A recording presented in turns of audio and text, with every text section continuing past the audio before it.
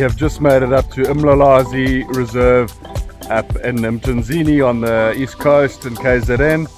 And for any of you wanting to do a trip to this place, I thought we'd give you a short review on what we've seen, the conditions, etc., and what to expect when you get here.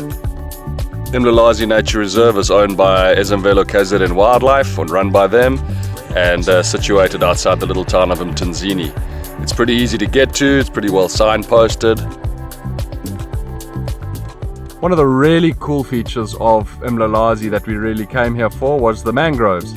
And we're currently on a walkway that is dedicated to educating people about mangroves and sending them through the mangroves. And here we are in a mangrove forest and red mangroves, and it's really well done. There's an elevated walkway on Enviro wood through here.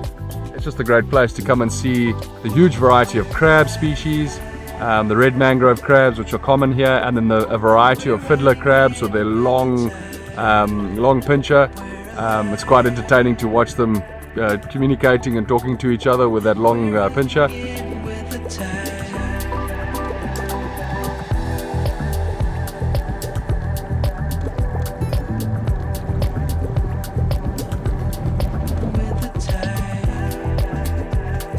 So we were walking through the mangroves and we found a climbing whelk, and there's thousands of them here. They climb up trees. And then where we are now is amongst a bunch of black mangroves, where they've got these long seeds that kind of drop down into the soil and then grow up from there. And those red mangrove crabs, you know, when the leaves get too much salt in them, when the plant takes up too much salt, it sort of sacrifices a leaf, and the leaf turns yellow and drops to the ground. And then those red mangrove crabs rush up. They can feel the vibrations of the leaves landing. They rush up, grab that leaf, and head back down their hole. There's numerous holes through here, and eat that leaf and return the nutrients into the soil. So it's quite interesting. Right now it's low tide. Later on at high tide around us, these mangroves will all be underwater in here. But it's just a very interesting place to walk through and look through. And the other draw card for in here, from a birding perspective, is the mangrove kingfisher. And we were actually sitting here photographing some mud skippers and some fiddler crabs, and two mangrove kingfishers came past us and landed right near us. And the kids got great sightings of a mangrove, so that's their first mangrove kingfisher sighting. Unfortunately, I didn't get a chance to photograph it or video it, and then they moved off. But great sighting nonetheless. So yeah, great time in the mangroves here at Umlalazi.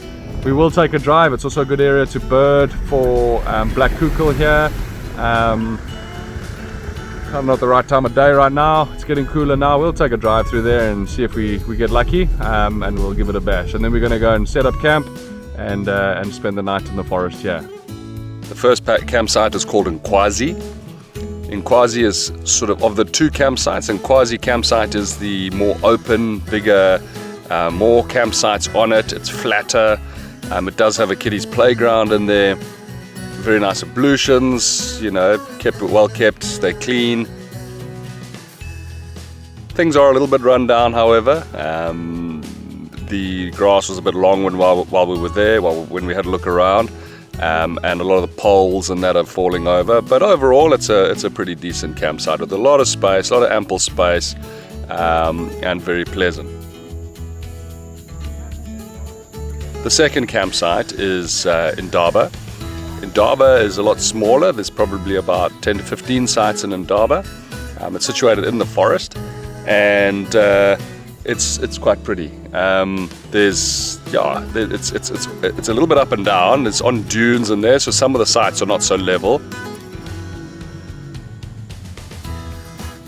The ablution facilities are well maintained. They're decent enough, and obviously come with the standard shower and basin and toilets, and in the ladies there is a bath.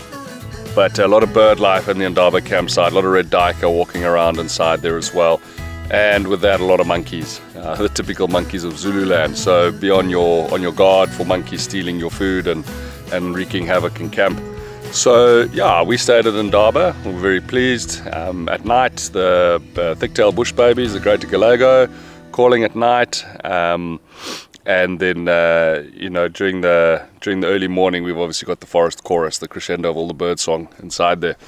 So yeah, it's the Indaba campsite we were happy with it. I mean, it was decent. You can take a drive a little bit further along and to the parking on the lagoon here and to the estuary, and park and take a walk into the quite famous mangrove swamps of Umlalazi. So the other form of accommodation is chalets or log cabins, and I haven't stayed in them for a while. I have stayed here before, and it was quite nice. So I can't comment on how they're maintained currently, but they're nestled up into this forest on the sand dunes. So yeah, they're pretty decent. Behind the campsites, effectively, there's a big sand dune, and that's where you can get to the beach.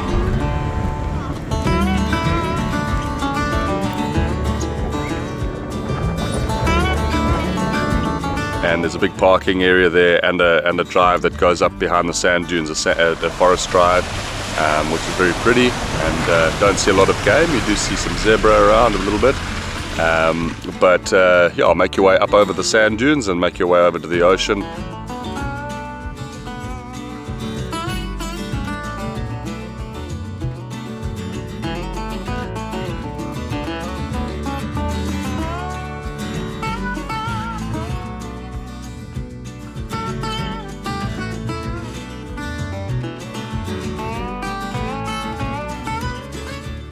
So just before the entrance to Umlalazi, if you park there, there's the head, or one of the heads of a big trail network that heads out through the forest just before the reserve. So it's actually outside the reserve, and it's absolutely beautiful when you get in here.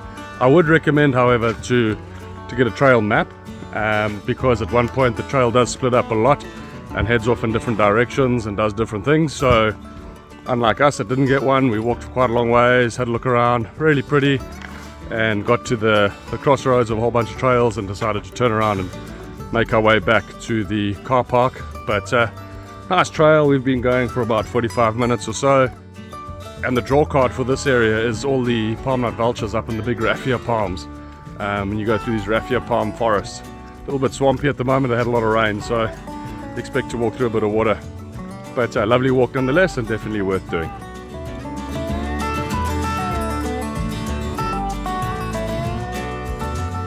Yeah, overall a decent stay.